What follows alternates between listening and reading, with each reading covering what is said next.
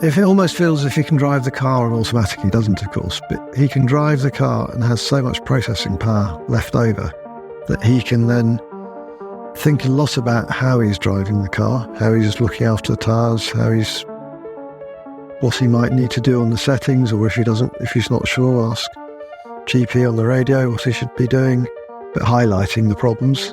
Reading the race, it still fascinates me. Fernando's another one that can do that seem to be able to read the race.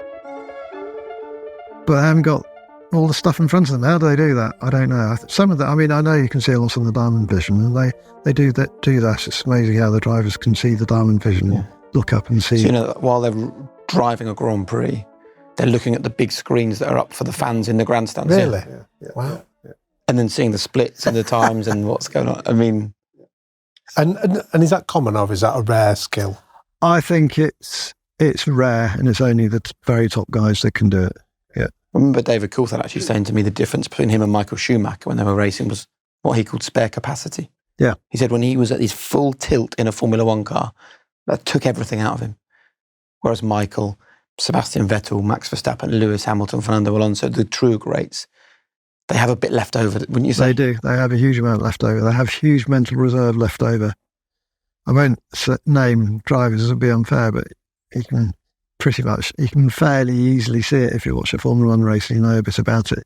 You can see the ones that haven't got much capacity left over. And they're the ones that typically also get in soils and accidents and tangles and so on and so forth, because they just got nothing left.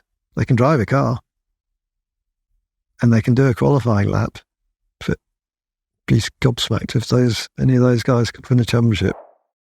So did the Schumachers and the Hamiltons and the Raikkonens, did they have a thing that you would see time and time again and you're like, right, there's something there that's separating them? Yeah, medium speed corners. It's low speed. I would put myself up against any driver, big stop into a hairpin or big stop into a chicane. I was good on the brakes. I was good at judging 200 odd miles an hour down to 40 miles an hour and feeling the car in that situation, because this is all very much on the car. If you imagine, I'm trying to think of, like in skiing, you know when you're feeling a little bit on your toes, you know when you're a little bit back on your heels, and you know when you're perfectly centered on the ski and you come over a rise and you dance over the rise and you feel talented, even though you know you're a little bit beyond your skill set for that speed, but you just know it feels right. I think those guys were able to live in that middle part of the ski more often, where I was very good if I was all on the front axle. I was not very good in medium speed corners, because a medium speed corner is still quite fast. Let's say it's 100 miles an hour. So you're turning into a medium speed corner. Very quickly, you're leaning on the left rear tire. That's just the nature of a medium speed corner. You're not on the front. You're not completely on the back, and you're not in the middle. At high speed, you will be on the middle because you're aerodynamically balanced. I think they were very good at that transition from front axle reaction to it suddenly squatting and the rear tire moving. I would be a bit, is it there or is it not there? They just went, yeah, it's there. And that would often give them the advantage. And I think I've never seen anyone else describe what I've just described. I've never had anyone else explain that to me in a way that I've just explained it to you. I've seen lots of people talk about they can watch a car and watch the differences in driving. And to a certain extent, I can relate to, I call it the body language of the car. You can see when a car's hustling and you can see when a car's docile. But other than that, I don't think I'm able to watch it and go to you, he's going through there at 102 miles an hour or he's doing 98. Yeah. I'll leave that to others. But in terms of having used that 15 years as a driver and looked at the data against some of the great drivers, I think they just exploit the potential of the machinery and the tyres in a more consistent way than someone like myself. I remember you describing it to me as spare capacity.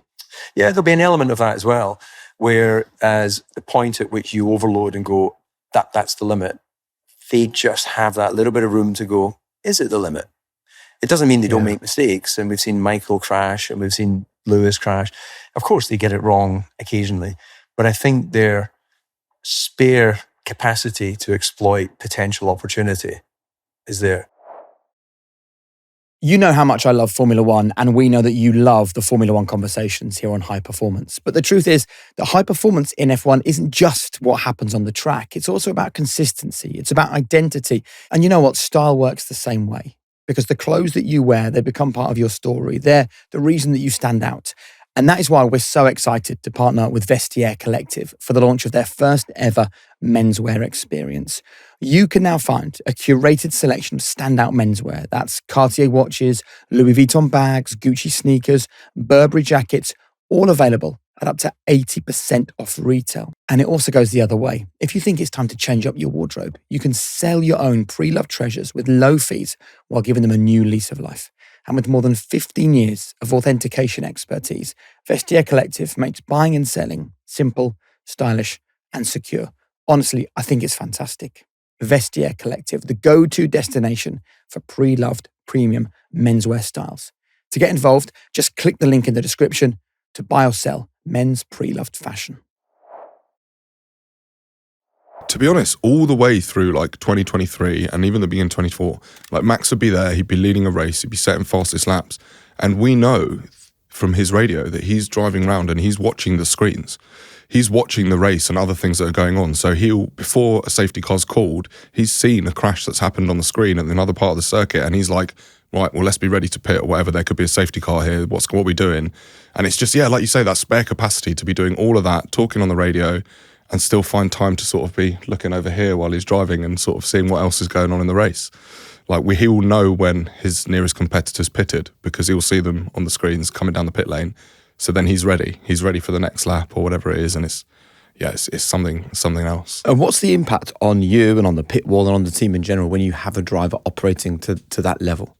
I think for us, it's like normally, like as a mechanic, I always say that, you do everything you can to make sure that car's reliable, it's fast, it's going to finish the race.